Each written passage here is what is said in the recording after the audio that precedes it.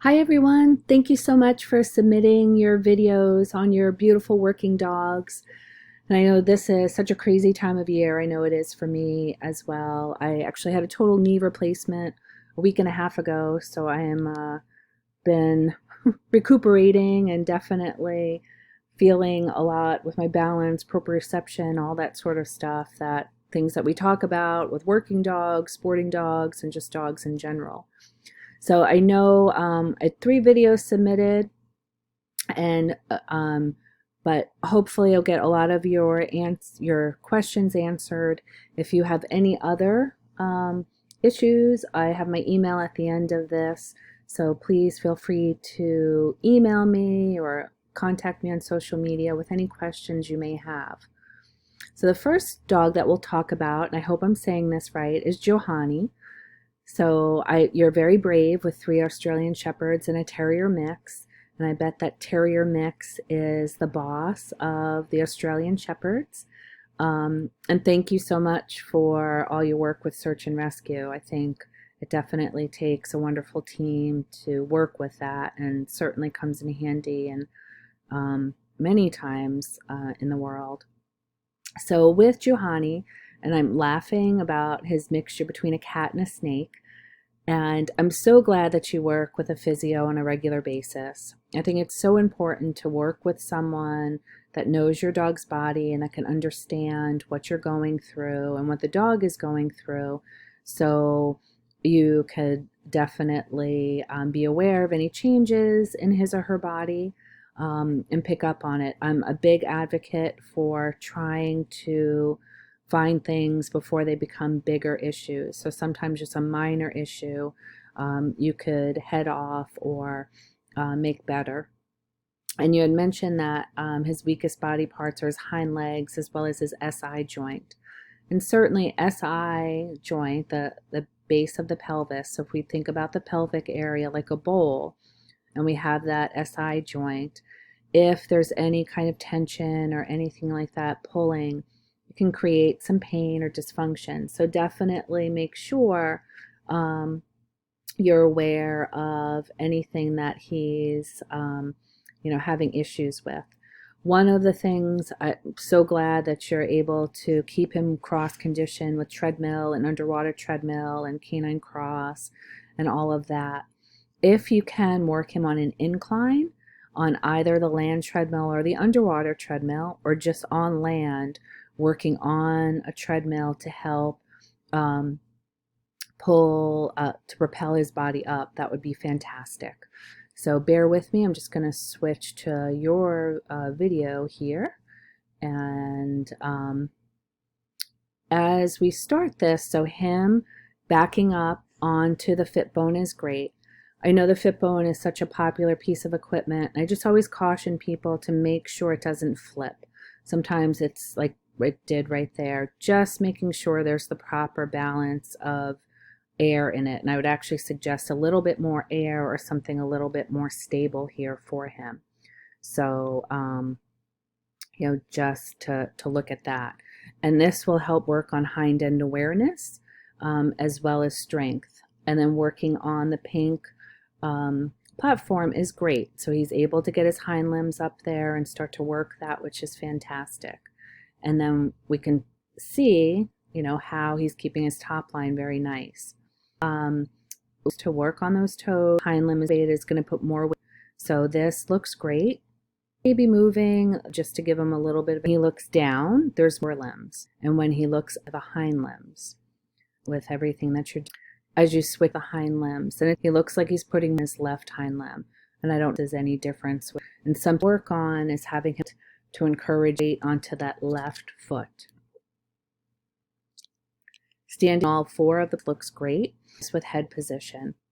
A couple comments. I'd like space that he is not, his back is extended, flat surface here, and more space is forelimbs to come forward. When his head, we can try that. We can also try having something a little bit lower. Does great with this. Then standing looks good. So that body awareness there. So nice job with that. And So I'd suggest really working a lot on the hind end, exploring if he's having any pain with the SI area or anything like that. So, we know what's going on there. So thank you so much. And then Miss Autumn, so 6.5 years old, competing in conformation, fast cat, and lure coursing. Busy, busy dog, working on obedience, PSA BH, trick dog.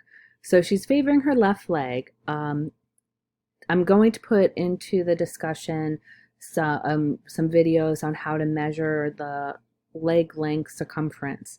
So keeping an eye on if she's having any issues and if you're able to strengthen in that area. So that will be important to take a look at and just keep track of. I'm glad that the radiographs or the x-rays were cleared, but like someone had told me a long time ago, you never want to make stories from pictures. So, that she has some slight arthritic changes, that's okay, not a big deal at all. I hate to say it, but usually between the ages of 5 and 7, dogs start to get some arthritic changes. So, having her on a good joint supplement. My favorite is Dosequin Advanced, which you can only buy at a vet or a rehab center. With Well-Actin, works fantastic, and your vet has that. We have it at our office if you ever need that. That she's been cleared for conditioning and strengthening is fantastic. And we'll want to make sure, that she's gaining strength. The key is if there's pain or inflammation, she won't be able to gain strength. So just to keep an eye on that. And working on what you're doing is fantastic. So bear with me. Let me get your video up here and we'll see your girl here.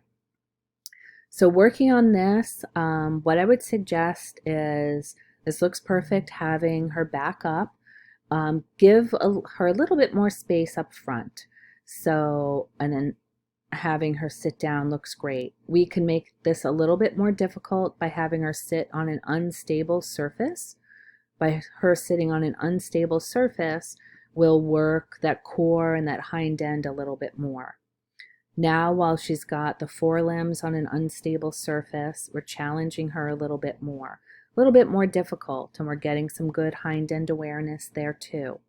So this is great for her to work with. Again, I'd have you take a step back just to give her a little bit more space there. So she has, you can see she's stepping off there, and maybe use something again, just making sure that this bone doesn't flip on her. But trying to get that back. With her, we want her to look up and to the right, to put more weight onto that left hind. It looks great, and you see with the tough exercise. Also encourage and more to the right side, that left. Free yoga mat there. This is a tough exercise and exhausting as well. So good job with that. And any questions, please keep me posted. So Agnesa, and it's okay with very new to fitness and you play a lot of fetch. That's okay. It's something that we definitely want to be careful with. So playing fetch itself is not so horrible. It's making sure that you're okay with warming up and cooling down and not doing it excessively. You also don't want to do it repetitively without warm up. So to answer some of your questions here, how do you access toe flexibility? So with the toes, what I will suggest is while you're sitting down is just go ahead and move the toes back and forth and get used to what is normal. So do this while the dog is in a lying down position. And so you'll press the toes and relax them. I'll see if I can do another video of that. Why is pacing less ideal than trotting? Typically when a dog paces, it's an energy conserving gait. So they're not extending as much on their forelimbs and hind limbs. We'll see some sporting dogs like sled dogs do it normally. again, to conserve energy. Some dogs will start to pace before they go into a trot, but a trot is going to be a better working gait. And how do you assess your dog's tolerance of heat and cold? So some breeds just definitely have better tolerance to heat or to cold. I laugh. I have 2 Clumber Spaniels that hate the warm weather. They just don't do well with humidity. So some of it may be breed specific, but some of it may be dog specific. But definitely looking at their tolerance. I like to look at how their exercise level, are they exhausting out? Are they having any issues? Also looking at if they're able to keep going in the heat, so their capillary refill. We also in the cold want to look if a dog doesn't have a lot of hair, how are they holding up with things? Are they able to tolerate it? So I hope that helps a little bit. Now we'll get to your video here with your beautiful shepherd. So some suggestions here with, so he looks like he is putting all of his weight onto his forelimbs. So I would suggest actually standing in front of him, because you can see he's really sliding there on those back legs. So stand in front of him and get him to lift his head up a little bit more. Stepping on the pods will definitely help, and that will give a little bit more weight onto the hind end, which will be great, and which will help him a lot. And then looking up is going to be better as well. So starting, with that, and I would like to see his hind end a little bit more outward. The sit to stand is great. I'd actually suggest a modification here. Have him just put his front legs up on the platform and have him do sit to stands from there, because that will help work on those hind limb extensors. And so just the opposite of what we're seeing here, because that'll help give him just a little bit more of some motion, which will be great. And this is fun. I know, giving you a workout too with the bungee, and definitely that's for the target work. That is, you can modify this if you're able, on an outside area, to go up a hill a little bit, because I'd really like to see his hind end strength look better, especially since he is involved in bite sports and things like that.